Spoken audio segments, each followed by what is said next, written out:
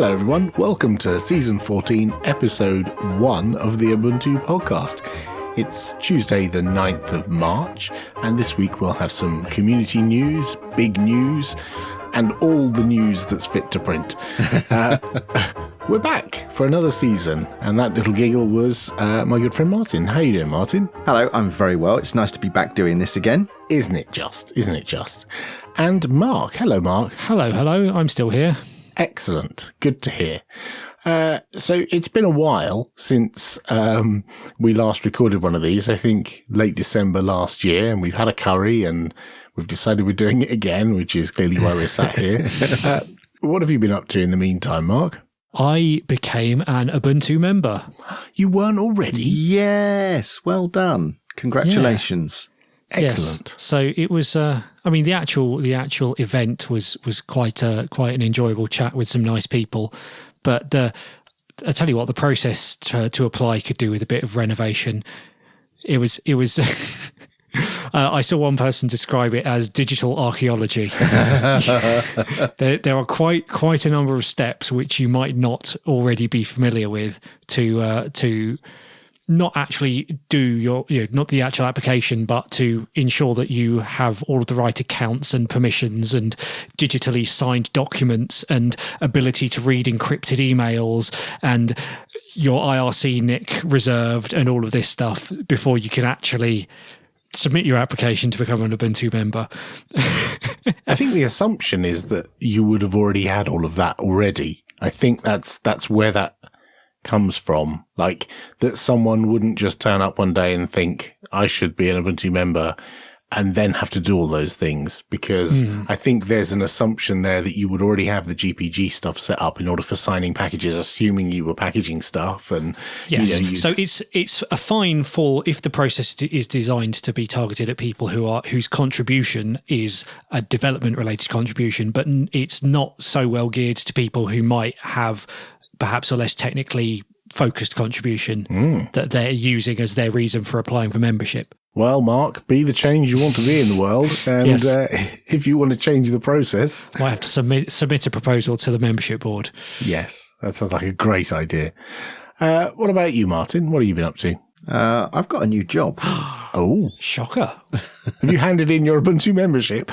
No, I'm very proud of my Ubuntu membership, just as Mark is, and I intend to, retain my membership and community contributions. But yeah, I now work at Slim AI.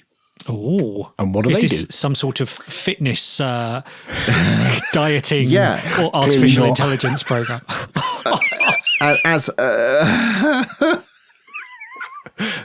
Welcome back, everyone. You've stolen my punchline. I was about to say, as the listeners can't see, but as you two can clearly see, I have the perfect physique for the position. So Slim, we make developer tools to help you create production-ready containers really quickly.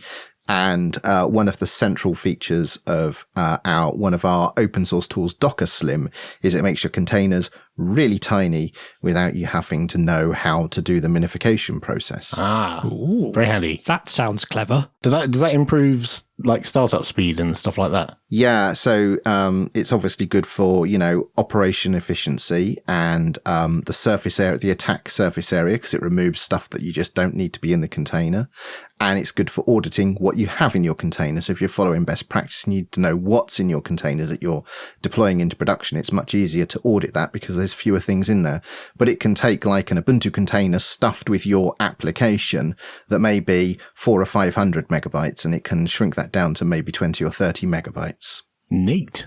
Well, I might give this a go at work. Well, Mark, we have to start professional engagement where I have a chat to you about the problems that you're looking to solve. Uh-oh. No, I just download it off GitHub. And the good news is Mark's email address. I do. Especially now he's an Ubuntu member, you do.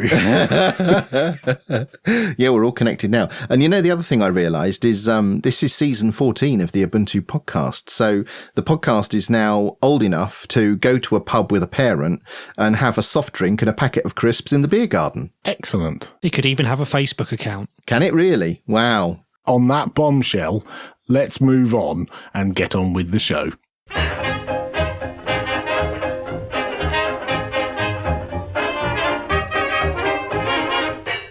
And first up, we've got some community news. What's caught your eye, Martin? So I see that Ubuntu has announced that they have picked Flutter as the platform for all future app development. Yeah, this is interesting. I think that's not quite accurate because it says Ubuntu, but I think it probably really means Canonical. Yes. Because, I mean, it is interesting in that it's a selection of Flutter to, use that toolkit to develop applications, but it doesn't necessarily mandate that all applications that target Ubuntu have to use that. I think it just means Canonical have chosen to use that toolkit for applications that Canonical develops that target Ubuntu. I think is probably more accurate, but that's not very snappy and doesn't go in a headline very well. Does this mean that they will also be encouraging the community members who are looking to develop apps on Ubuntu? They will be directed to use Flutter and the existing tutorials and resources around that, rather than just find your way of doing it yourself and package it as a snap, which seems to be the current guidance. I'm not sure, actually. I'm not sure what that means because, I mean, in the past, we've had a few goes at having developer-oriented instructions for how to develop an application, and we will probably remember quickly from back in the past, which was very Python and GTK oriented. Yeah. And then in the mobile phone era, we pointed people at QML as the development platform. I don't know if that means we will have a set of developer documentation in which we recommend Flutter, but I don't think it makes a large amount of difference to most developers, because they'll pick and choose what they're most familiar with. If someone prefers to write Rust GTK applications or Python GTK applications, they can do it. We're not going to turn them down. So I don't think it will have a material impact there, but it might make it easier if we're already doing the legwork to get it working and we do write some documentation, then maybe it will help. I don't know. What do you think, Martin? Well, I had some hand in this because it's not so long ago that I was working at Canonical, and this was obviously a project that we were investing time in. It's nice to see the desktop team have their moment in the sun announcing this. And I think this goes beyond just, app development that Canonical might be doing. Flutter is by far the fastest growing application developer platform right now and framework. And I think having Ubuntu tap into that and potentially bring those application developers to Ubuntu and the Linux desktop is extremely powerful. And there's lots of rhetoric in the sort of desktop Linux community about what do we do to make this the year of the Linux desktop. And there's all sorts of talk about make gaming better, do TV advertising spots and all the rest of it. And I still firmly believe that, getting Ubuntu on devices that are readily available for consumers to buy on popular websites is route one. And I think route two is bring a significant developer audience to bring their applications to the desktop is the second thing that needs to happen. So I think this is potentially big for not just Ubuntu, but the Linux desktop in general. Right. It doesn't have to necessarily be brand new whole cloth applications that are developed for Ubuntu or for Linux. Right. These could be people who've developed applications that run on macOS or Windows or even mobile that can be ported across. Exactly. Following on from that, Mark, what's the next thing you've seen? Well, the Ubuntu installer has some new designs. Which, incidentally, following on from the previous article, is planned to be delivered as a Flutter application. Interesting. Yeah, everything is connected. Yes. Yeah. So, I mean, it's most of this stuff isn't like groundbreaking. It's just a slightly nicer, more modern looking version of the installer with the screens you'd expect. But also in these screenshots I'm not sure if they're screenshots or if they're just mock-ups at this stage. I think they're mock-ups. But there's also some new features of the installer that have been sort of teased in these screenshots around things to do with secure boot and what's it called? Disabling, like if you've got a Windows install and it's put stuff in that makes it tricky for you to install drivers, the installer will now detect that and offer to disable some of the things for you. and test Active Directory, which I think we've spoken about in the past as a new option that's going to be available for people for authentication as well. So those features that you've spotted around Secure Boot and RST, those do exist in the current installer, but they only get presented to you if you're on a system that exhibits either one of those configurations enabled by default. Right. So these might be things which these are the first time people are seeing them because they've not run an install on one of those devices. I see. Yeah. I like looking through those screenshots because, again, these designs didn't exist when I left. So it's nice to see where things are headed.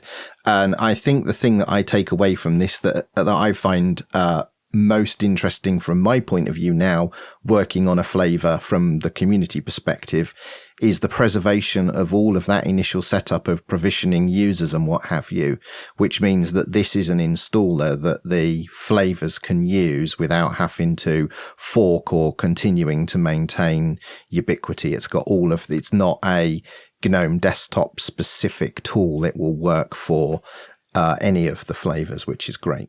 Speaking of flavors, Martin. Yes, I don't know if you've heard, there's a flavor of Ubuntu called Ubuntu MATE. It comes in a fetching color of green. I think you'll find it's called Chelsea Cucumber. You're dead right. Thank you very much.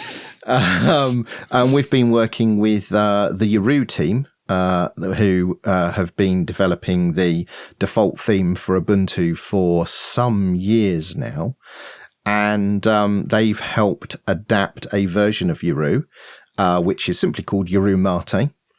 And that will be the default theme in Ubuntu MATE 21.04. So does that use the same styling that you get in Ubuntu, in inverted commas, proper, but with green hints instead of aubergine and orange hints? More or less, yes. There are a couple of changes. So Frederick and Stuart have been most contributing to this effort. Stuart on the icon front and Frederick on the sort of the theme and design side of things. And Frederick persuaded me that we should only ship a purely light and a purely dark variation of the themes and not ship one which is sort of this dark and light combination. Mix. Yeah. And he was right. And so we're not doing that. So we are shipping a light version and a dark version. Those are your options. And yes, the aubergine is replaced with a nice Chelsea cucumber. And then I've had to do a bunch of work because obviously there was no window manager theme for traditional window managers. So I have spent my Christmas and New Year relearning how to do Metacity and Compiz theming and created a pixel perfect rendition of how Yaru is represented in GNOME Shell, but for traditional window managers. Nice. That's really cool. Next up, I spotted an application on puns are ripe on Reddit.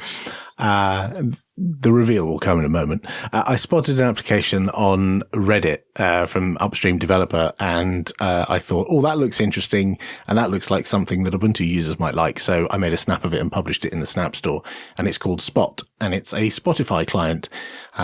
The interesting part is it's a graphical Spotify client written in Rust using GTK. So it fits with the GNOME desktop, and written in a modern language and uses the same library, libRespot, that NC Spot uses, the command line Rust Spotify client. You need a premium account. And it's early in development. It's like a 0 point something version number, but you can launch it. You can log into your Spotify account, your Spotify premium account, and you can search for music and playlists and play songs. It sometimes crashes, but it's early in development and it's not a catastrophe. You just relaunch it. If it crashes, you're not going to lose anything. Your music's just going to stop playing. But I haven't actually found it super crashy. I've had it running quite a while, especially in the more recent 0.19, I think, release has been pretty reliable. What sort of feature parity does it have with Spotify? Because I seem to remember, like, NC Spot, you can only access playlists. You can't, like, search for albums and artists or something. Oh, no. NC Spot can do all of that. Okay. It's the thing that's, in inverted commas, missing is the device integration stuff. So you can't tell it to play on another device. It's for playing on the machine you're currently sat on. So you can't. redirect the audio to your smart speaker. But actually, there is another application that can do that, which is SPT, which can play your audio on another device. It also doesn't play local audio. It only plays streams that come from Spotify, whereas the official Spotify client is a kind of hybrid thing that has local music and remote as well. Mm-hmm. I might have to have a look at this. That's very interesting. Yeah. I put it in the Snap Store. It's already available as a flat pack, but I put it in the Snap Store because, why not? And it's hit, I think, about 1,500 installs in the last couple of weeks. There's been a few wailing and gnashing of teeth because it's requires a premium Spotify account, but that's a limitation of the library and the API that we're using at Spotify. There's nothing we can really do about that. But yeah, worth a look if you're a Spotify premium subscriber. And finally, in the news from the community, Mark, we have the Firefox Proton redesign. Ooh. Not to be confused with Proton, the game compatibility layer from Steam. This is a new refresh of the UI, let's call it, for Firefox. It's not a complete sort of overhaul and reorganization of things. It's just a bit of a modernization, I think would be a way of putting it. By modernization, you mean it looks just like Chrome now? You could say that, yes. It's certainly very Chrome-like. Right. Familiar, you might use the phrase. If you're used to Chrome, yes, it would be familiar. Is there any idea when this will be landing, or is it just in the design phase at the moment? Do you know? Well, there's a version of it in the current version of Firefox, which you can turn on by twiddling with about config settings, which I've just tried, and I've got some of them working and some of them not working, and I think I've broken my my menu. Excellent. Report back later if it starts working again. Excellent. Well, we'll keep an eye on that one. We've also got a couple of events to mention. Martin, what's the first one? It's a What's Next for CentOS users event taking place on the 11th of March, 5 p.m. Universal Time. What is next for CentOS users? Did something happen? Well, interestingly, this What's Next for CentOS users is an Ubuntu webinar. Interesting. That's bold. Yes, just a bit. Yes. So, yeah, keep an eye out for that one if you're interested in what's next for CentOS. And Mark, what's the other event we have? We have FOSS live, almost. Live, but not in person. We're doing an online rendition of FOSS Live where we used to meet up in a pub and do some live podcasts on stage. But this year, due to current circumstances, we're going to be doing an online version where we will be streaming our podcast to you live, and we are going to be performing as Ubuntu Voltage with a friend of the show, Stuart Langridge. Excellent. Yes. Yeah, I wrote a little blog post about this a couple of weeks ago. Well, probably a couple of weeks ago by the time you read this. Time's flying. And you can get some more details there. And maybe once Joe updates the website, we'll link to it and you can get some more details there. Yeah. I think it's all a bit sketchy and we don't really know all the details, but 12th of June, Saturday. That sounds about right. You know, Mark, you pitched this as, an event where, there are live recordings of podcasts. I think we can exclusively reveal that we don't do a podcast, we do a show, an extravaganza. So if you're a regular listener, don't expect to turn up and hear a podcast.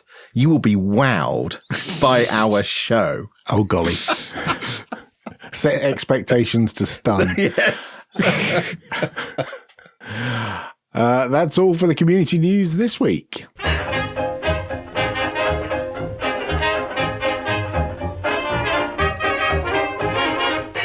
And now some items from the wider tech world. Martin, what's first up?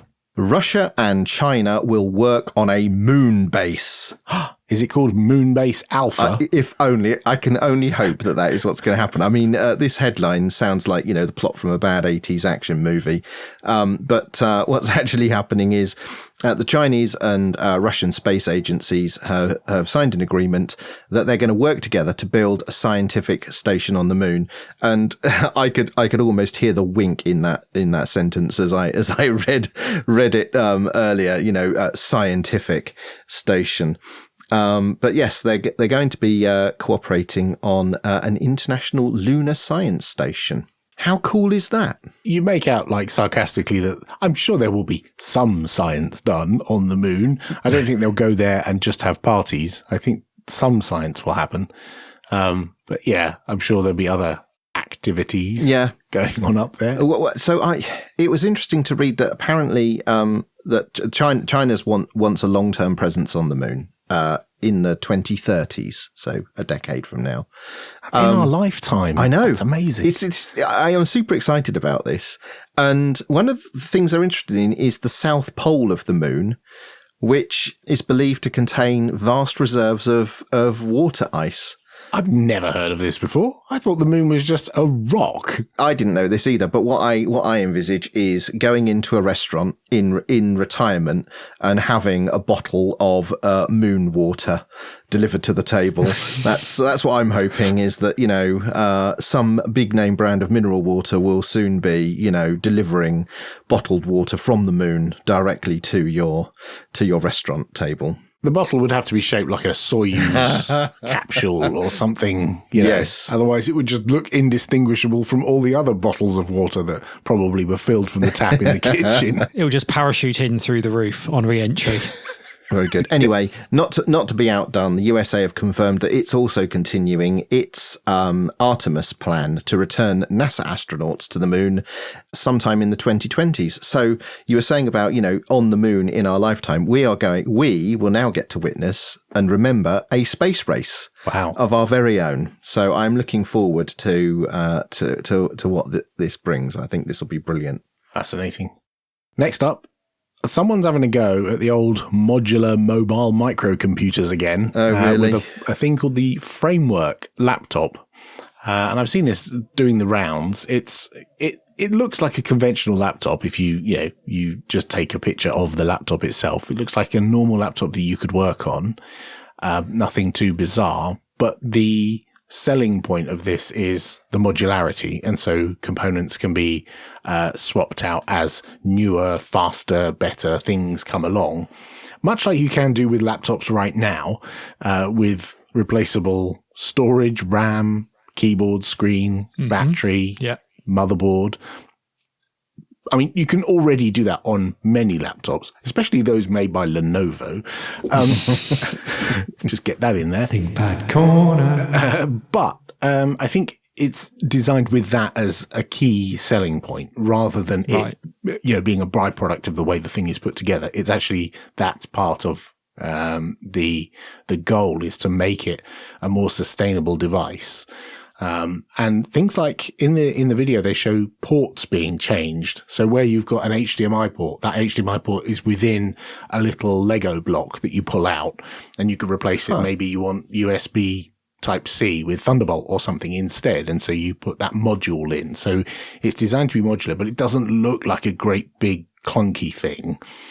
It looks like a traditional laptop. It does look a little bit thicker than usual, which is unsurprising because you need room inside it for the a conventional battery and not a super slim one.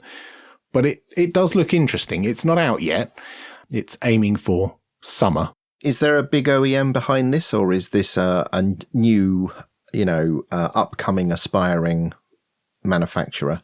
I'm not entirely sure who is behind it from the hardware point of view.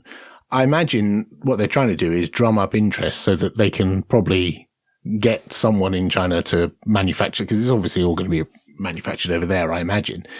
But looking at it, not a lot of it needs to be specifically engineered. I mean, the case obviously, needs to be engineered in a particular way, and motherboard, okay, but the screen, I would imagine people already make a screen. You just have to figure out how you're going to mount it, and make it in a mountable way, and the plastic fixtures and fittings and the screws to be in such a way that it's easily removable and it's not like hex screws or, tri-wings like on the Nintendos. The SSD and RAM look like normal. SSD and RAM or Wi-Fi, and those other adapters plug into standard ports. So I'm not entirely sure. I think it is aimed at a certain type of individual. It's like that, what's that modular mobile phone that's still around now? Oh, yeah, the Fairphone. Fairphone. It's very much like the Fairphone ethos, Yeah. I think. I think it suits two types of user, right? The tinkerer enthusiast, and then people who are environmentally conscious, right? That's the two groups. I like this idea. I always have, but where it's always fallen down is the initial device comes along, but then there's no follow through on the parts to upgrade and change it in the future. Yeah, no doubt a laptop like this is going to cost more than most competing devices at the same spec, because you're buying into the ecosystem on the hope that then, you wouldn't then have to fork out that much again. You just upgrade the modules that you want to as you go along. But you are taking a risk there that it doesn't just flop, and that the company does keep going and it doesn't get bought out and killed. So it's hard to think that they'll get enough people willing to do that to have the uptake they'd need to get it going. That's my worry. And you need an existing user base, significant enough to make it worthwhile.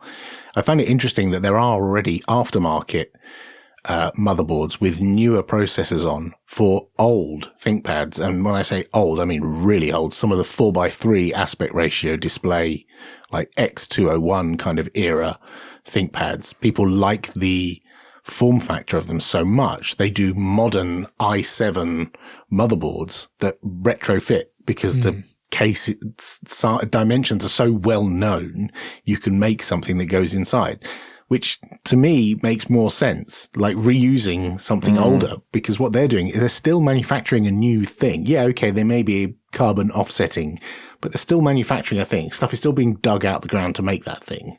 Whereas if you reuse older laptops and put a new motherboard in an old laptop, I think for me that makes more of an ecological conscious decision. I think you make a really good point there. And my question is, those modern motherboard replacements, are those made by Lenovo, or is that third parties that are stepping in to fill that? Third parties. Oh, fascinating. Enthusiasts, yeah. I feel, Alan, that is a segment for a future podcast, because I would like to know more about that. Yeah, so would I. I think I'm going to have to get one. What's next, Mark? Brave has announced a new search engine called Brave Search. What's brave about this search? It's got no headphone jack. No, that's courage. Oh, damn it! It's courageous. That was almost a good joke. It's a brave search. First episode, we'll forgive that. So the selling point of this search engine is that it's going to be privacy focused, but unlike existing privacy focused search engines like DuckDuckGo and Startpage, it's not going to rely on another non-privacy respecting search engine like Google or Bing to get its results and then, anonymize your requests to that and then rehash the results and show them to you. It's going to be its own search engine with its own index, and the whole thing's going to be independent and privacy respecting. That's the idea. And to do this, they've acquired a company called Tailcat, and the only thing I could find out about Tailcat is that Brave has acquired them. But apparently they produce an open search engine which they're going to be using for this. I mean, I like the sound of all those things. Yeah. And one thing that stood out for me is they said that because they don't have the resources of Google to crawl the whole web, they said that they'll rely on anonymized contributions from the community to improve and refine Brave Search. And this made me think of, do you remember Yassi? Yes. Search engine. It's a federated search engine, which I played with a few years ago, where basically you can start up your own node and you point it at domains you own or domains you're interested in, and it will index them, and then it will, searches on Yassi will use this federated network of indexes to respond with results. So I was wondering if it was going to be something like that. Yeah, I always found that a very innovative and interesting thing. And from an academic point of view, I have it installed on a machine here, but I tend to shut it down because it's a bit aggressive with the old CPU. Yes. Yeah. But I find this alternative search engine super interesting. I'm the archetypal worst person because I just use Google. Right. And I appreciate that there are people out there saying, oh, you should use DuckDuckGo and use these exclamation mark whatever things to bypass the defaults. But I'm a man of simple means, and I just like to type a thing and I want the result there. And I want the result to be accurate and what I want to find. And I think that's the difficulty with any replacement search engine for whatever you currently use, is finding a thing that is as effective and accurate as what you currently use, or better. So the reason why I rely on the accuracy of Google is because I don't keep bookmarks. And I know some people, curate their bookmarks with, very care and love. I haven't had bookmarks for at least 10 years. What I have is search phrases in my head to take me to things I've read before that I want to read again to refresh my knowledge on something. So I use Google because I know if I type Python f-string literals, I know I'm going to find the same article every time to remind me how to do it. I'm very similar. I don't have bookmarks either. But the downside with that is I'm getting old and I forget things. And because I don't have any bookmarks, sometimes I have to ask the internet, what's that video game that I remember? That I've probably asked the internet multiple times and I don't know, I don't know why I don't just make a bookmark of the page that's got, here's that game Alan likes. I should just start using book. I don't know what it is. I used to really like making bookmarks in Firefox many years ago, back in like 97 to 2002 or something, that kind of period. I curated my bookmarks. I had the folders and I drag and drop them all around and everything was beautiful. And then I got tired of it. You know what changed, don't you? What? Finding stuff on the internet back then was hard. So when you found something valuable, you made it a bookmark because you didn't want to go through weeks of pain to rediscover it again. I probably printed it out actually back then. I used to make PDFs of, yeah, for sure. Finally, what's happening finally? Oppo have announced an expanding phone. What, just like randomly expands or on demand? On demand, hopefully. Okay. Not just endlessly expanding. It's like those novelty underpants you can get and you put them in a pint of water and they... I'm not going to go on record recommending that you put this phone in a pint of water, but what it has is it's got a roll-up screen and it's motorized. So what you can do is you like swipe on the power button or the volume button or something, and it unrolls the screen and the frame of the phone expands and it becomes a bigger phone. And then you can sort of squeeze it a bit or you swipe it back and it rolls up again. Rolls as in it's like a blind? Yes, like a roller blind. Imagine, one of those old scrolls where you've got two poles and a scroll across them, and as you pull your hands apart, the scroll expands because it comes off both scrolls in your hand. It's like that. You press a button and the physical structure of the phone expands sideways because it's got one half slotted in the other, and it expands sideways and makes more area for the screen to cover. It's quite innovative because it combines two things you don't want in your pocket: a motor and a folding screen. Like it's insane. Yeah, it's one of those things where you think, "Oh, that's cool. Why?" Yeah, that's cool to see in a video. Yes. Right, that's all the news for this week.